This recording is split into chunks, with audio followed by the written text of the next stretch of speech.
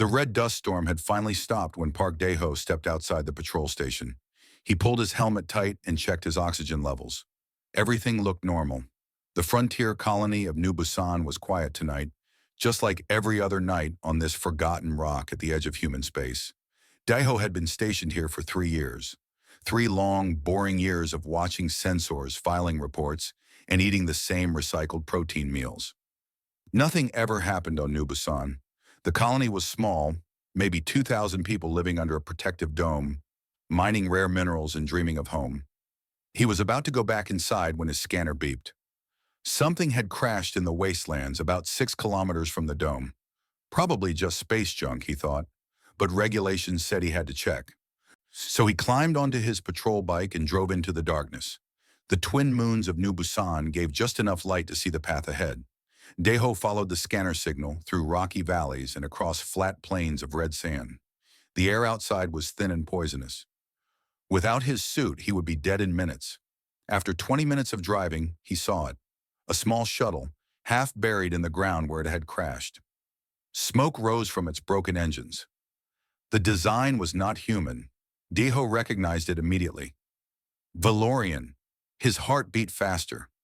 The Valorians were a powerful alien species. They were tall, silver-skinned, and famous for their warrior culture. Humans and Valorians had fought 2 wars in the past century. Now there was an uneasy peace between them, but trust was rare. Most humans feared the Valorians. Most Valorians hated humans. Dae-ho should have called for backup. He should have reported the crash and waited for orders. That was the smart thing to do, the safe thing. But something made him walk toward the shuttle instead. Maybe it was curiosity. Maybe it was something else. The shuttle's door was broken open. Inside, the lights flickered weakly. Dae-ho turned on his helmet lamp and stepped through the door. The smell of burned metal filled his nose. He moved carefully, checking each corner for danger. Then he heard it, a small sound, like crying. He followed the sound to the back of the shuttle. There, hiding behind a pile of broken cargo boxes, he found them. 3 small figures, huddled together in the darkness. Children. Valorian children. Dae-ho stopped breathing for a moment. He had never seen Valorian young before. They were smaller than he expected, only reaching his waist. Their silver skin was dull with dust and dried blood. Their large purple eyes stared at him with pure terror. The biggest one, a girl, pushed the other 2 behind her body. She hissed at Dae-ho, showing small, sharp teeth. She was trying to protect her siblings. Even injured and scared, she was ready to fight. Dae-ho slowly raised his hands to show he meant no harm. He knelt down to make himself smaller, less threatening. He had no idea if they understood human gestures, but he had to try. "It is okay," he said softly. "I will not hurt you." The children did not move. The girl kept hissing. Behind her, the smaller boy was holding his arm at a strange angle. Broken, Dae-ho realized. And the littlest one, another girl, had a deep cut on her forehead that was still bleeding silver blood. They needed help. Medical help. Without it, they might not survive the night. Dae-ho thought about what he should do. If he reported this, the colony authorities would take the children. There would be questions, investigations, diplomatic problems. The Valorians might think humans had attacked the shuttle. It could start another war, but if he did nothing, these children would die. It was not a difficult choice. "I am going to help you," Dae-ho said. He pointed at himself. "Dae-ho. My name is Dae-ho. I am a friend." The girl tilted her head. She did not understand his words, but something in his voice made her stop hissing. She watched him carefully as he moved closer. Dae-ho checked the shuttle's emergency beacon. It was destroyed in the crash. No signal was going out. No one knew these children were here. No one was coming to save them. He looked around the shuttle and found a thermal blanket. He wrapped it around the smallest girl, the one with the bleeding forehead. She flinched at his touch but did not pull away. Her skin was cold. Too cold.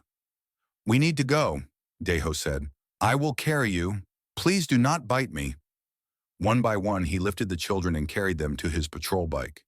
It was not made for passengers, but he managed to fit all 3 in front of him. The oldest girl held her siblings tightly. Her purple eyes never left Dae-ho's face.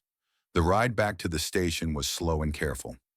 Daeho avoided the main roads and took a hidden path he knew from his patrols. He could not let anyone see him. Not yet. Not until he figured out what to do. His small living quarters at the station had only one room and a tiny bathroom. It was not much, but it was warm and safe. He laid the children on his bed and started treating their wounds with his basic medical kit. The boy's arm was definitely broken. Daeho made a simple splint from metal rods and bandages. The boy cried but did not scream. Brave kid, Daeho thought. The little girl's cut needed cleaning and stitches. Daeho worked as gently as he could. She watched him the whole time with huge, frightened eyes. When he finished, she touched her bandaged forehead with wonder. The oldest girl had only small cuts and bruises, but she refused to let Daeho touch her. She sat in the corner, watching him help her siblings, ready to attack if he did anything wrong. When Daeho finished, he sat back on the floor and let out a long breath. What had he done? He was hiding alien children in his room. If anyone found out, he would lose his job. He might go to prison. He might cause an interstellar war. But looking at those three small faces, those frightened purple eyes, he knew he had made the right choice. "You are safe now," he told them. "I promise." The oldest girl looked at him for a long moment. Then slowly she nodded. She did not trust him yet, but she understood that he was trying to help. Daeho smiled. "Are you hungry? I have food. It is not very good, but it is food." He went to his small kitchen and found some protein bars. The children sniffed them suspiciously. Then the boy grabbed one and started eating. His sisters quickly followed. Daeho watched them eat and felt something strange in his chest, something warm. He did not know their names. He did not speak their language. He had no idea how to care for alien children, but he would figure it out somehow. Outside his window, the red dust of New Busan swirled in the wind. Somewhere out there, someone was looking for these children, and when they came, Daeho would have to answer for what he had done tonight. But that was a problem for tomorrow. Tonight, three scared children needed a safe place to sleep, and Park Daeho, lonely frontier patrol officer, had finally found a purpose on this forgotten rock at the edge of space. The first 3 days were the hardest. Daeho barely slept. He spent every hour learning how to keep the alien children alive. Valorians, he discovered, could not breathe normal human air for long periods. They needed more oxygen and less nitrogen. Daeho stole a portable air filter from the supply room and modified it to change the air in his quarters. It was not perfect, but the children stopped gasping after he installed it. Food was another problem. Human protein bars made the children sick. Their stomachs could not handle the chemicals. Daeho searched through restricted databases, risking detection, until he found information about Valorian diet. They needed raw minerals mixed with certain plant proteins. He started grinding up vitamin supplements and mixing them with algae paste from the colony's food production center. The children hated it, but they ate it because they had no choice. Light was the biggest surprise. Valorian skin reacted badly to the blue spectrum lights that humans used. The children's silver skin turned red and painful under the standard lamps in Daeho's room. He had to replace all the lights with orange spectrum bulbs that he told the supply officer were for a personal project. Slowly, day by day, the children began to recover. The boy's arm started healing inside its splint. The little girl's cut closed and left only a thin silver scar. The oldest girl's bruises faded, but their fear did not fade so easily. Daeho learned their names on the 4th day. The oldest girl was Lyra. She was 7 years old in human counting, though Valorians measured time differently. The boy was Tovin, her younger brother, and the little one was Essa, the baby of the family at only 5 years old. Lyra was the leader. She made all the decisions for her siblings. She decided when they ate, when they slept, when they spoke. She watched Daeho constantly, studying his every move. She was looking for danger, looking for the moment when this strange human would show his true nature. Daeho understood her fear. He did not try to force friendship. He simply did his work, caring for them, feeding them, keeping them safe, and let them decide when to trust him. Tovin was the first to warm up to him. The boy was curious about everything. He wanted to know how the lights worked, how the air filter worked, how Daeho's patrol bike worked. He asked questions through simple gestures and sounds, and Daeho answered as best he could. "This is a scanner," Daeho said one morning, showing Tovin the device on his belt. It finds things. Like this. He pointed the scanner at Tovin and it beeped. The boy jumped back in surprise. Then he laughed, a strange, musical sound that made Deho smile. Essa was the shyest. She spent most of her time hiding behind Lyra, peeking out at Deho with her huge purple eyes. But sometimes, late at night, when she thought no one was watching, she would creep closer to look at the pictures on Deho's wall. Pictures of Earth. Pictures of his family back home. One night, Deho woke up to find Essa standing next to his sleeping mat. She was crying silently, silver tears running down her cheeks. She did not speak, but Deho understood. She missed her home. She missed her mother. I know, Deho whispered. I miss my family too.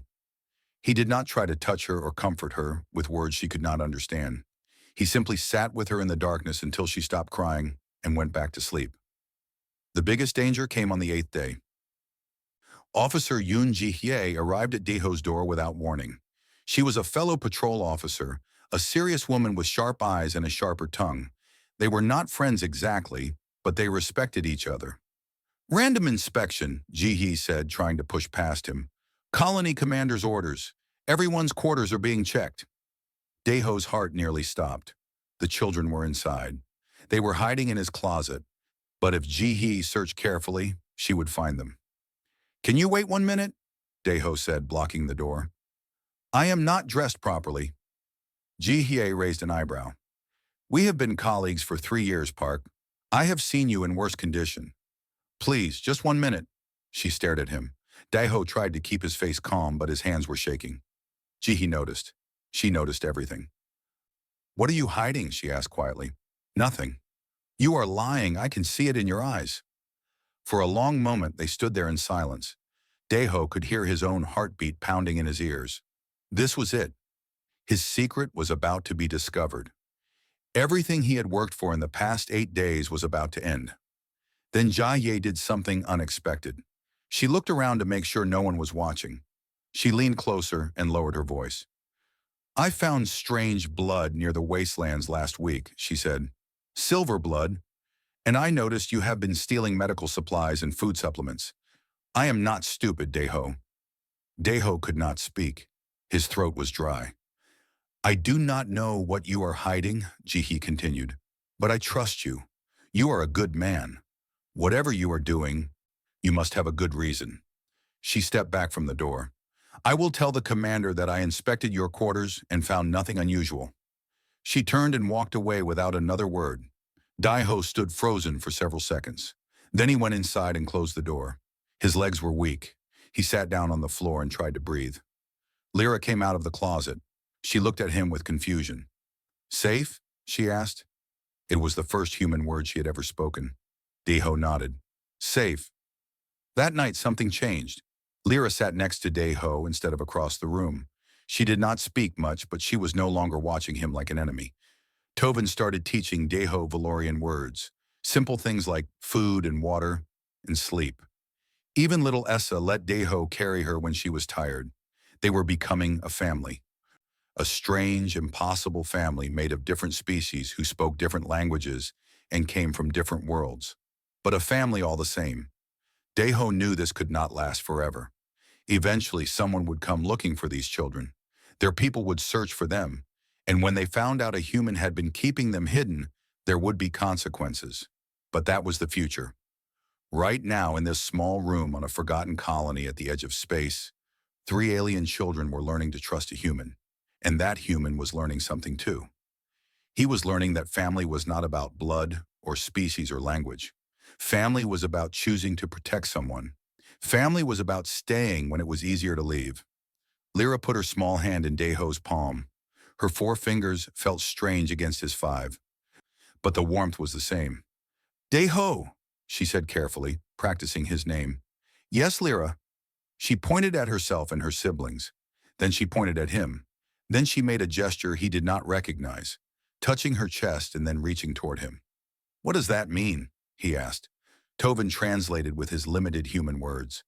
It means, thank you for saving us. Deho smiled and made the same gesture back to them, touching his chest, reaching toward them. You are welcome, he said. Now eat your algae paste. It is getting cold. Lyra made a face of disgust. Tovin groaned. Essa giggled. Outside, the stars watched silently. Somewhere among those stars, a mother was searching for her children. She would never stop searching. She would never give up. And when she finally found them, Park Daeho would have to answer for everything.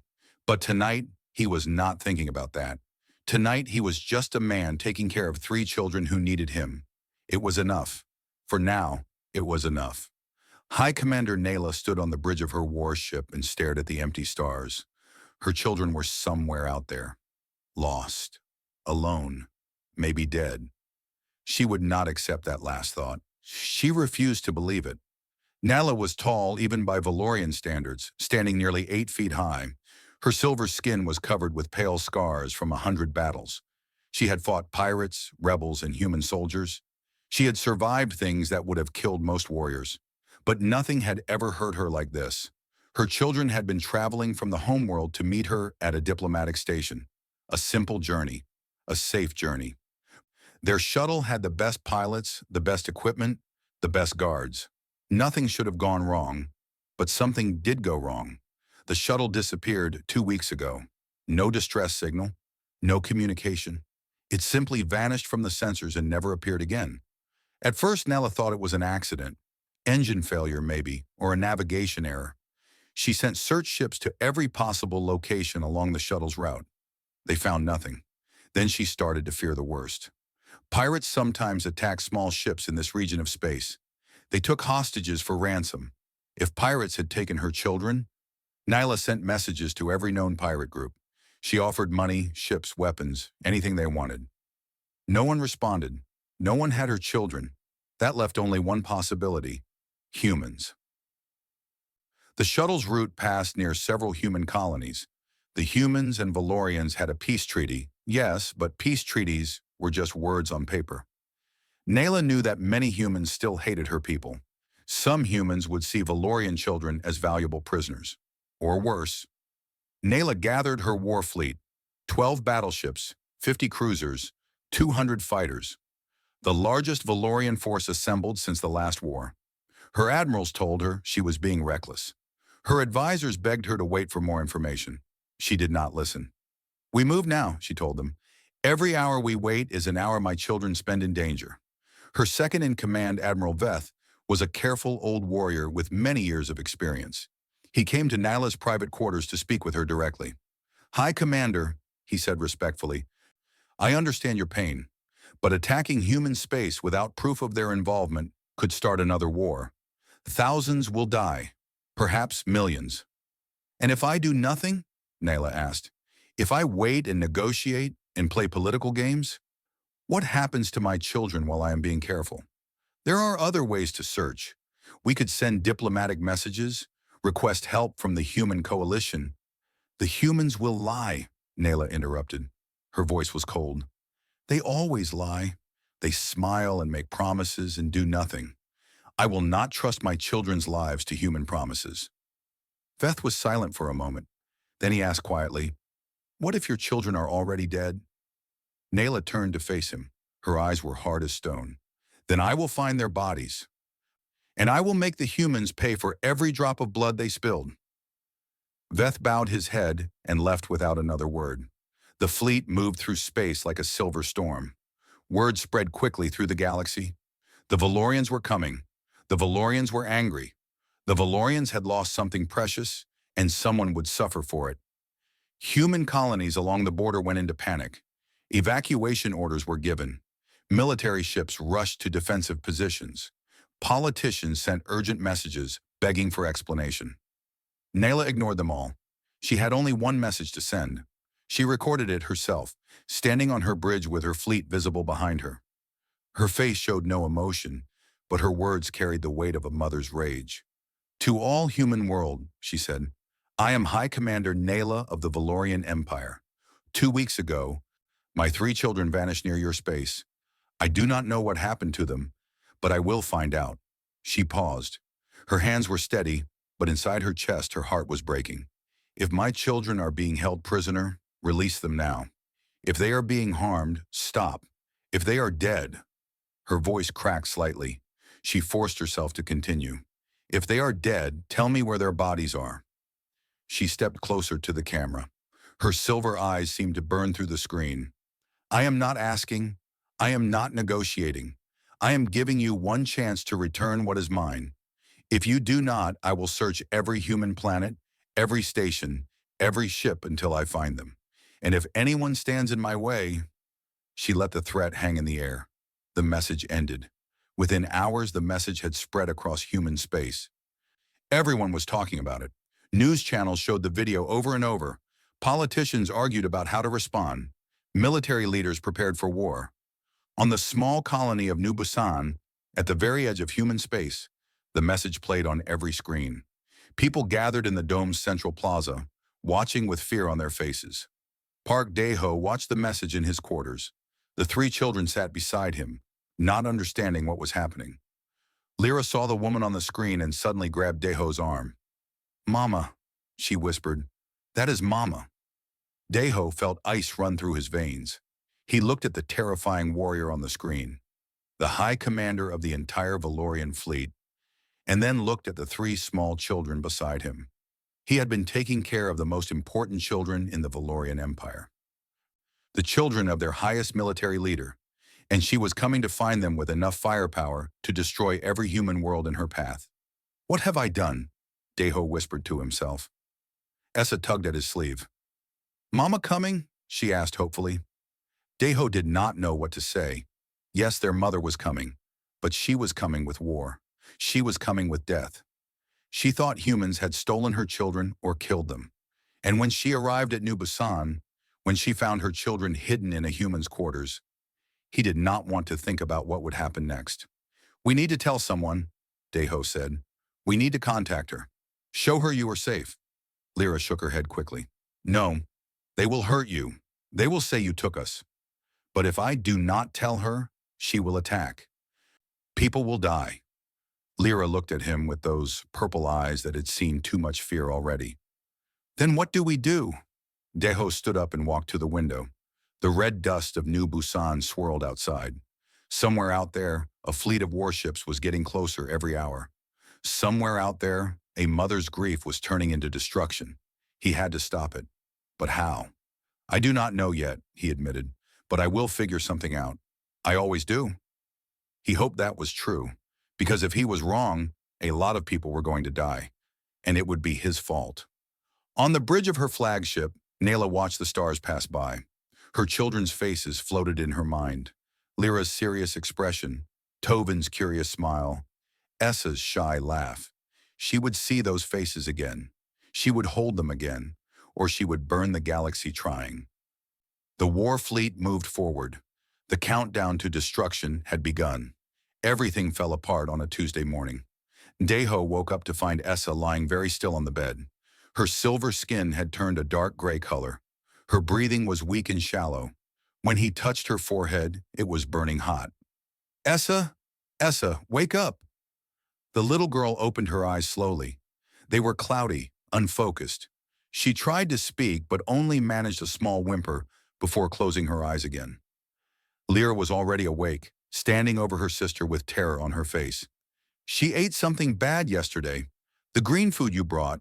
She said it tasted wrong, but she was hungry. Dae-ho felt his stomach drop. The green food was a new protein supplement he had found in the storage room. He thought it would be good for them. He was wrong. How long has she been like this? Since last night. I thought she would get better, but she keeps getting worse. Dae-ho checked Essa's pulse. It was fast and weak. Her body was trying to fight something, but it was losing the battle. Whatever was in that protein supplement was poisoning her from the inside. He needed help. Real help. His basic medical training was not enough for this. Essa needed a doctor, but bringing a doctor here would reveal everything. His secret would be exposed.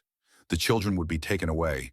He might go to prison, and with the Valorian fleet getting closer every day, telling anyone could cause a war. Dae-ho looked at Essa's gray face. Her small chest rose and fell with each difficult breath. She was dying. Slowly but surely, she was dying. There was no choice. Stay here with your brother, he told Lyra. Do not open the door for anyone except me. I am going to get help. But trust me, please. Lyra nodded. Her eyes were full of fear, but also something else. Hope. She believed in him. She trusted him to save her sister. Daiho ran through the colony's corridors toward the medical center. His mind was racing. He needed someone who could help without asking too many questions. Someone who knew about alien biology. Someone he could trust. There was only one person who fit that description. Dr. Bag Soman was the colony's xenobiologist. She studied alien life forms, plants, animals, bacteria. She had never treated a living Valorian before, but she knew more about their biology than anyone else on New Busan. She was also known for being strange and difficult. She did not like rules or authority. She had been sent to this frontier colony because no one else wanted to work with her. Daiho found her in her laboratory surrounded by jars of strange specimens floating in liquid. She was a small woman with messy hair and glasses that were always sliding down her nose. Dr. Beck, I need your help. She did not look up from her microscope. I am busy. Make an appointment. A child is dying. That made her look up. What child? There are no children in the medical emergency reports this morning. Daiho stepped closer and lowered his voice. Not a human child. A Valorian child. She has been poisoned, and I do not know how to save her. Soman stared at him for a long moment. Her expression was impossible to read. You have a Valorian child. Here, on New Busan. 3 children, actually. Their shuttle crashed. I have been hiding them in my quarters for 2 weeks. You have been hiding 3 Valorian children in your quarters? Soman took off her glasses and rubbed her eyes. And one of them is dying from poison. Yes. And you want me to help you save her, even though doing so could get us both executed for treason during a time of potential war. Yes. Soman put her glasses back on. She stared at Daiho like she was examining a strange new specimen. Show me, she said. They hurried back to Daiho's quarters. Soman carried a bag of medical equipment that she had grabbed without asking questions. When they arrived, Lyra was waiting at the door with a knife she had found somewhere. It is okay, Daiho said quickly. She is a doctor. She is going to help Essa. Lyra lowered the knife slowly. Her eyes stayed fixed on Soman as the doctor entered the room. Soman knelt beside Essa and started her examination. She checked the girl's eyes, her pulse, her temperature. She pressed gently on her stomach and frowned at Essa's reaction of pain. Show me what she ate, Soman said. Daiho handed her the green protein supplement.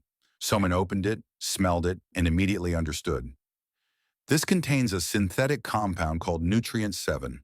It is safe for humans, but it reacts badly with Valorian digestive enzymes. It creates a toxin that attacks the liver and kidneys.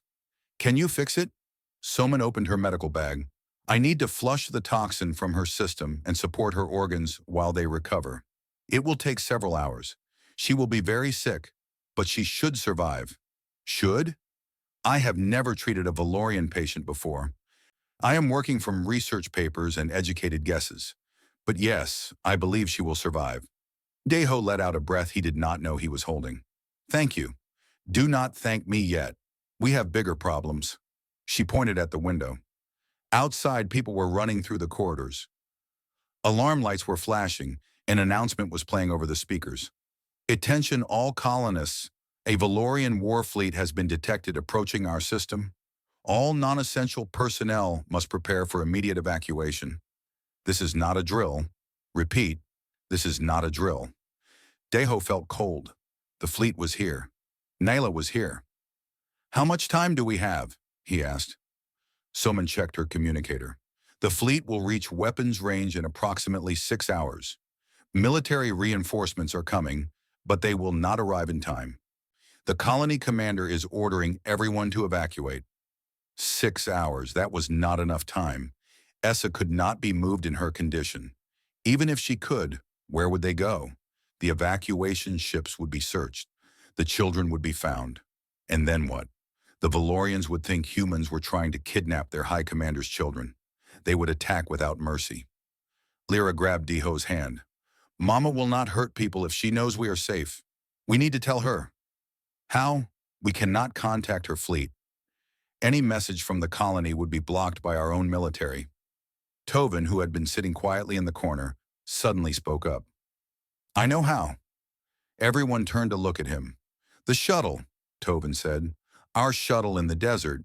It has an emergency beacon.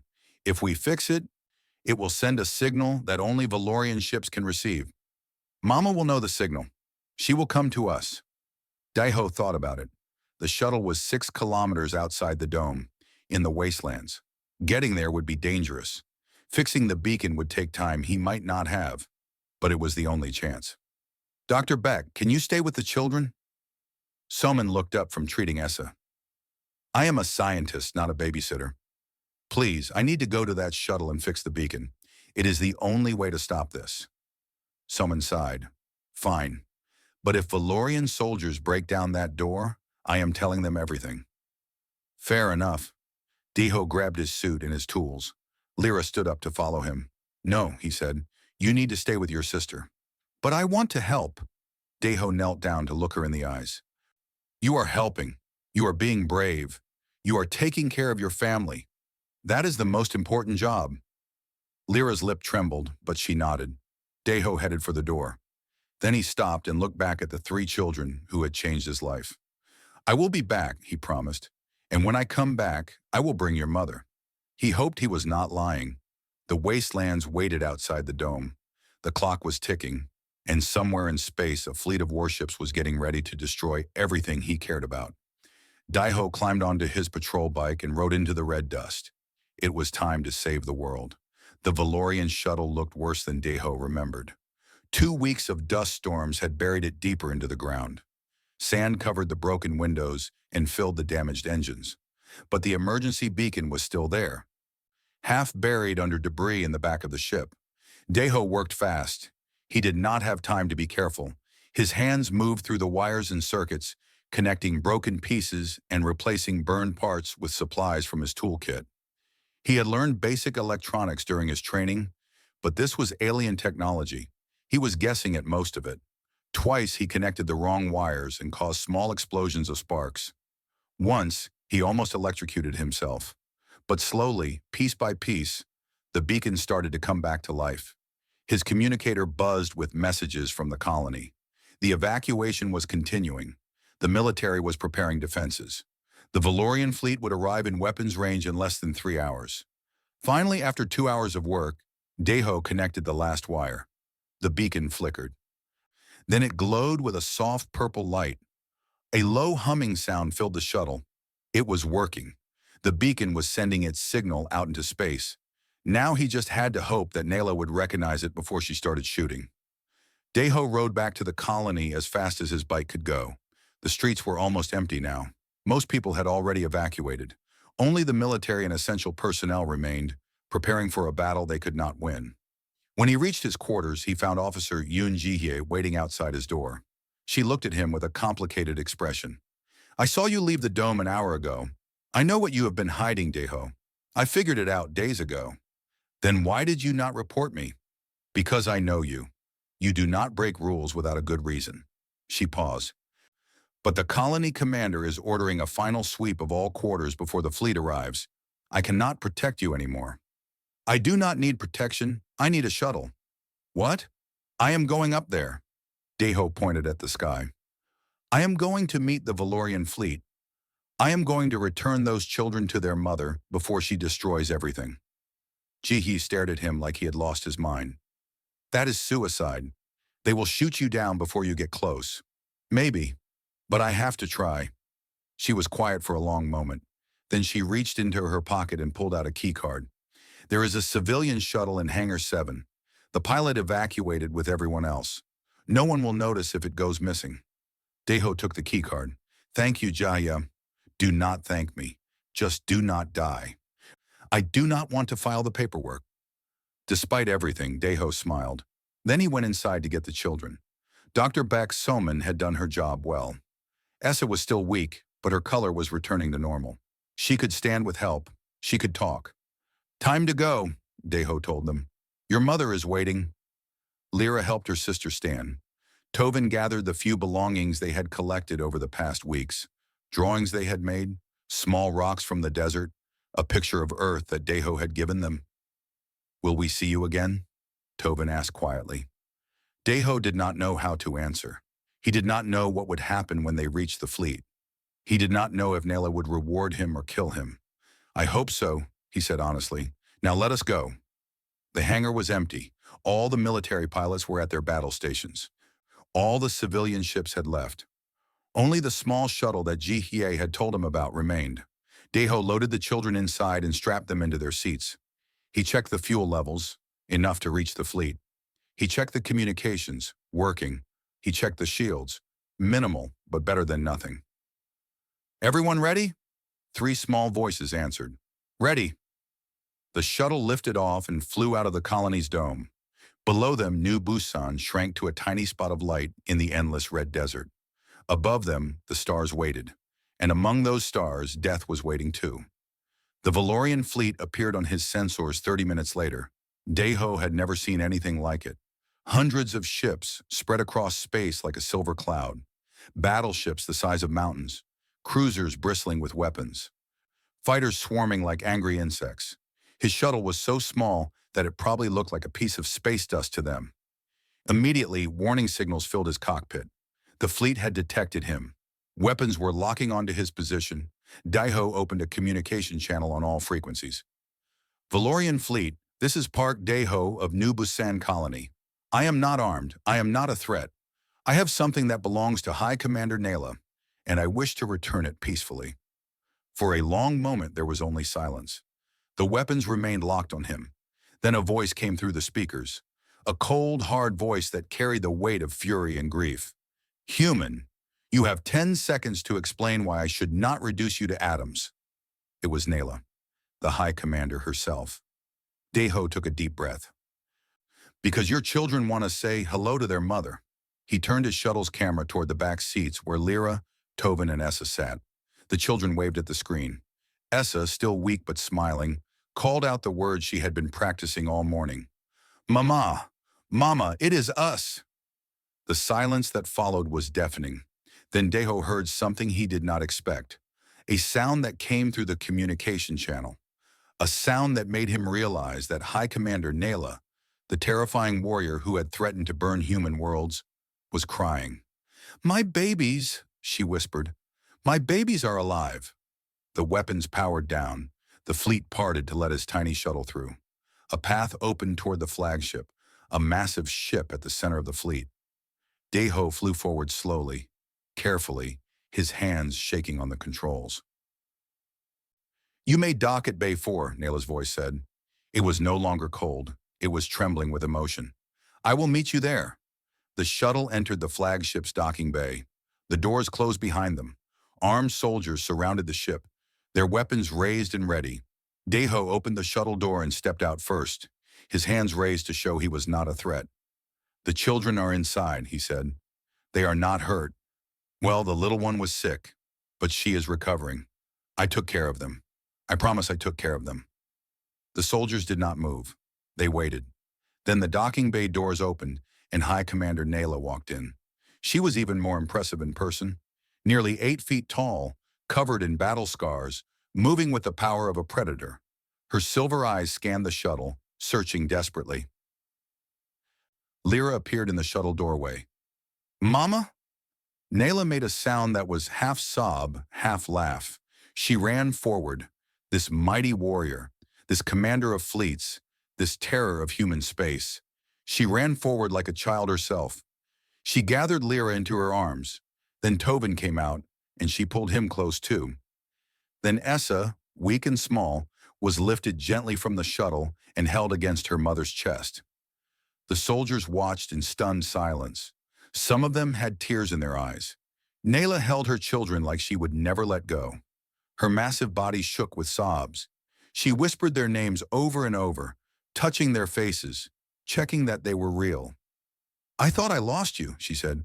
I thought I would never see you again. We are okay, Mama, Lyra said. The human saved us. He took care of us. Nayla looked up. Her silver eyes found Deho, still standing with his hands raised, surrounded by soldiers who could kill him at any moment. You, she said, come here. Deho walked forward. His legs felt weak. His heart was pounding. He did not know what was about to happen. But whatever it was, he was ready for it. He had done what he set out to do. The children were safe. They were with their mother.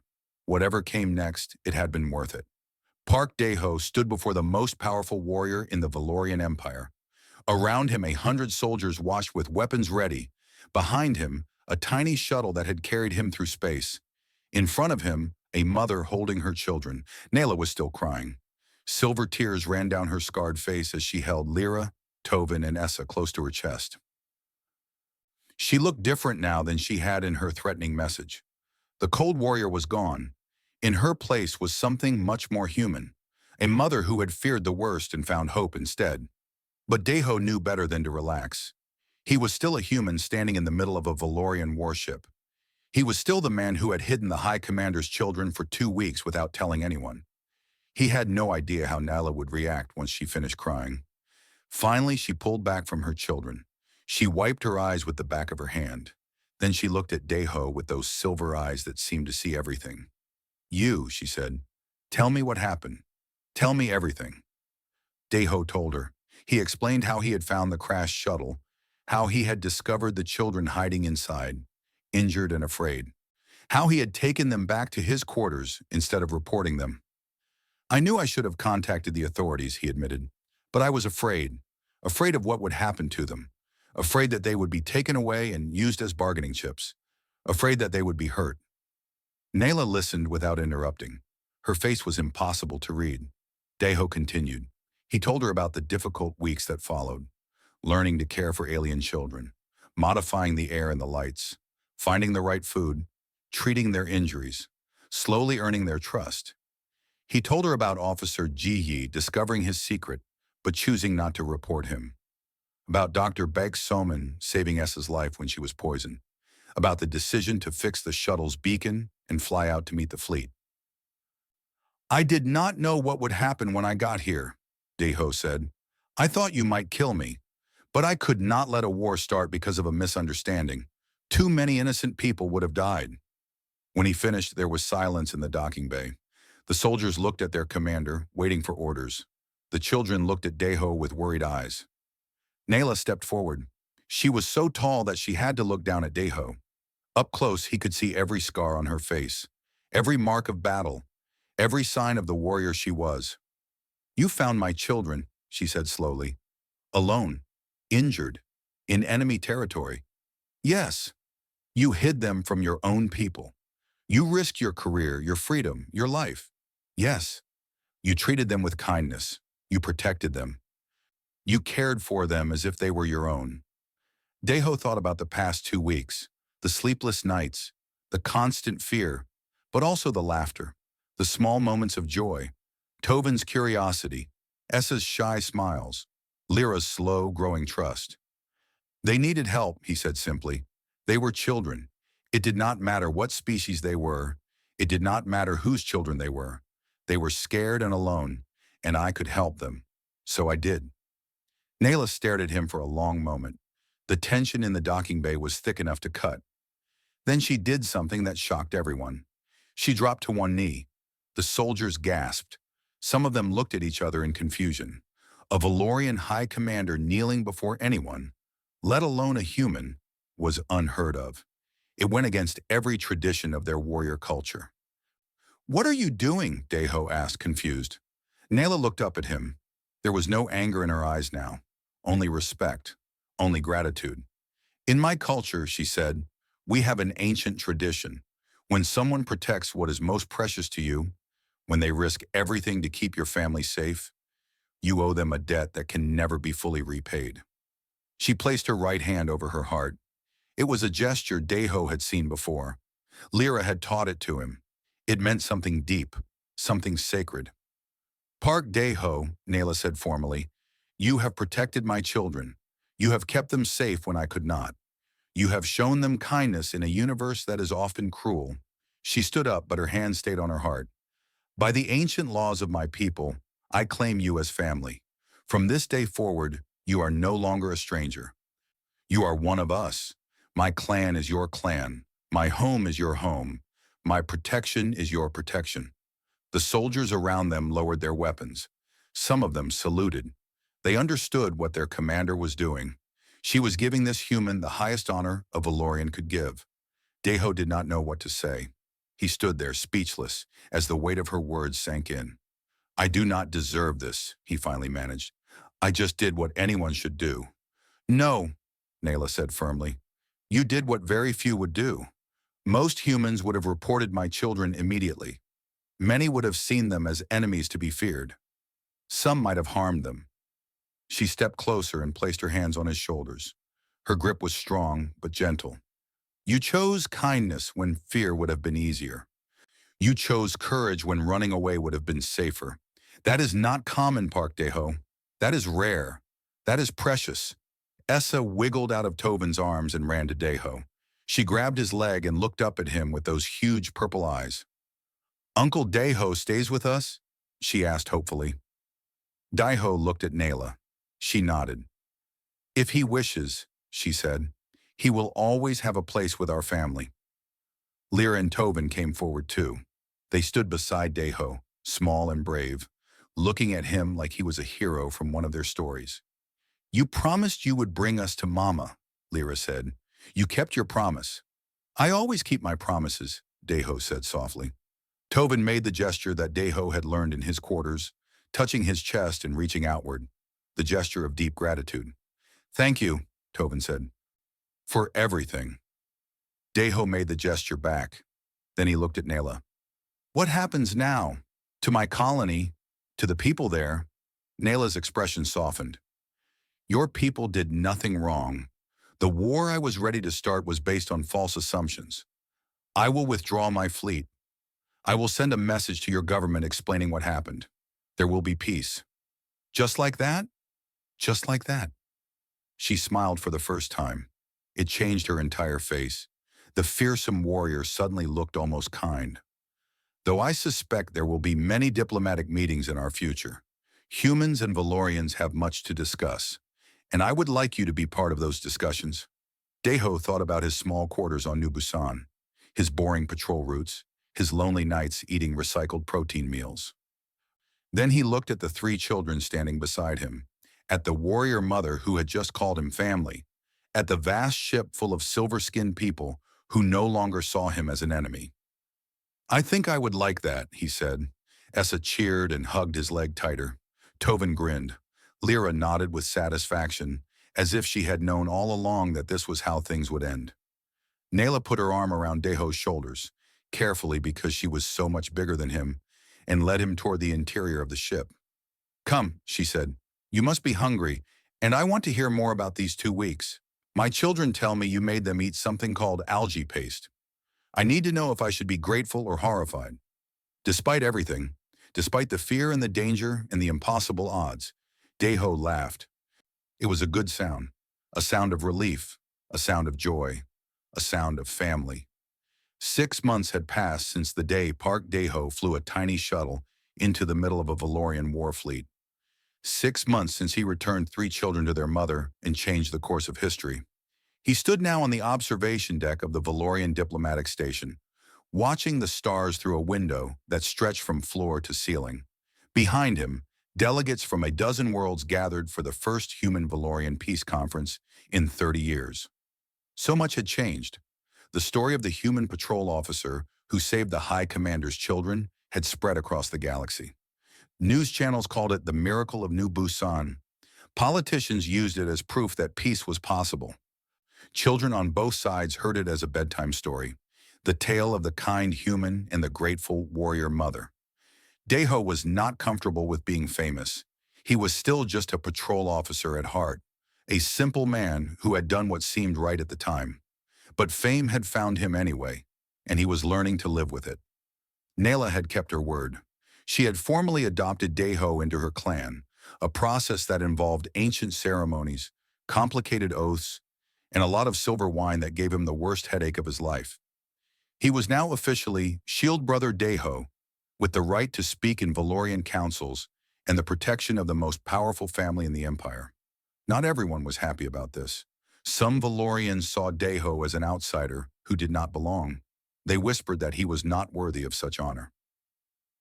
They tested him with cold looks and cruel jokes. They waited for him to fail, to prove that humans could not be trusted, and some humans saw him as a traitor, a man who had chosen aliens over his own kind. He had received angry messages, threats, accusations. Former friends refused to speak to him. The military had quietly removed him from service, calling it an honorable discharge that felt like neither. But Daiho did not regret his choice. Not for a moment, because every morning, 3 children came running to greet him. "Uncle Daiho! Uncle Daiho!" Essa reached him first, as always. She was healthy now, fully recovered from the poisoning that had nearly killed her. She jumped into his arms and he spun her around while she laughed. Tovin came next, taller than before and full of endless questions. He had decided he wanted to be an engineer. He spent most of his time taking apart machines and putting them back together, usually with pieces left over. Lyra walked behind her siblings, trying to maintain the dignity of an almost 8-year-old. But even she could not hide her smile when she saw Daiho. "Mama says to tell you the conference is starting soon," Lyra said. "She wants you in the main hall." "I will be there in a minute. I was just thinking." "About what?" Daiho looked out at the stars. Somewhere out there was New Busan, still mining minerals and recycling protein. Somewhere out there was Earth, the blue planet he had only seen in pictures.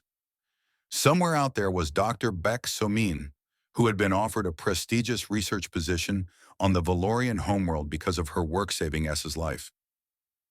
And somewhere out there was Officer Yoon Ji-hye, who still sent him messages complaining about the paperwork his disappearance had caused. "I was thinking about how strange life is," Daiho said. "How one small choice can change everything." Lyra nodded seriously. "Mama says that too. She says that you choosing to save us was the most important moment in our history." "That seems like too much credit." "Maybe, but Mama's usually right about things." Daiho smiled and put Essa down. "Let us go to the conference. We do not want to keep your mother waiting." The main hall was filled with diplomats, military officers, and journalists from across the galaxy. Humans stood on one side, Valorians on the other. The tension in the room was thick despite 6 months of progress. Nayla stood at the center, tall and powerful in her ceremonial armor. She had become a symbol of the new peace, the warrior who chose family over war, understanding over destruction.